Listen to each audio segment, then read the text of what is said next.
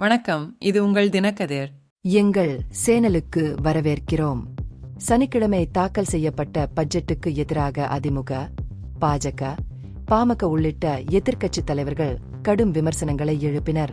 விவசாயிகளுக்கு உண்மையான பலன்களை வழங்கத் தவறியதாக கூறி அதிமுக பொதுச் செயலாளர் எடப்பாடி கே பழனிசாமி பட்ஜெட்டை கண்துடைப்பு என்று நிராகரித்தார்.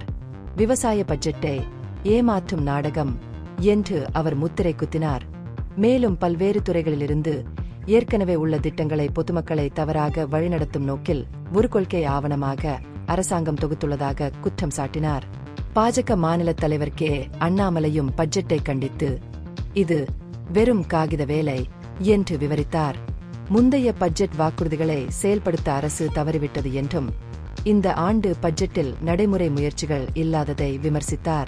அண்ணாமலையின் கூற்றுப்படி அரசாங்கம் அதன் முந்தைய உறுதிமொழிகளை மதிக்கவில்லை அல்லது விவசாயிகளை ஆதரிக்க புதிய பயனுள்ள நடவடிக்கைகளை முன்மொழியவில்லை.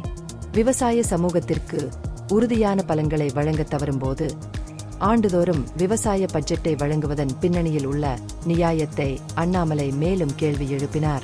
உண்மையான விவசாய பிரச்சினைகளை தீர்ப்பதற்கு பதிலாக விளம்பரத்திற்கான முதல்வரின் விருப்பத்தால் முழு பயிற்சியும் தூண்டப்பட்டதாக தெரிகிறது என்று அவர் பரிந்துரைத்தார்.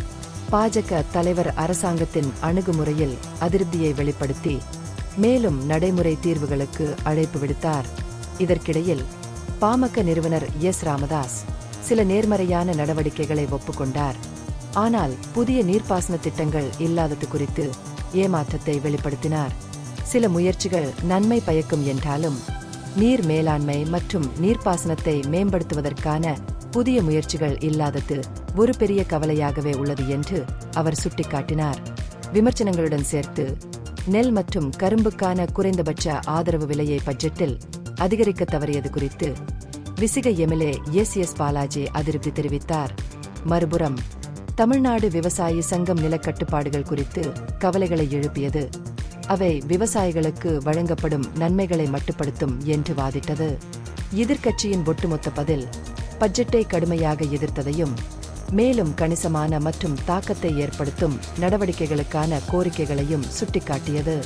இந்த பகுப்பாய்வு நுண்ணறிவுள்ளதாக கண்டால் முக்கியமான அரசியல் முன்னேற்றங்கள் குறித்த கூடுதல் புதுப்பிப்புகளுக்கு லைக் செய்யவும், ஷேர் செய்யவும், சப்ஸ்கிரைப் செய்யும்.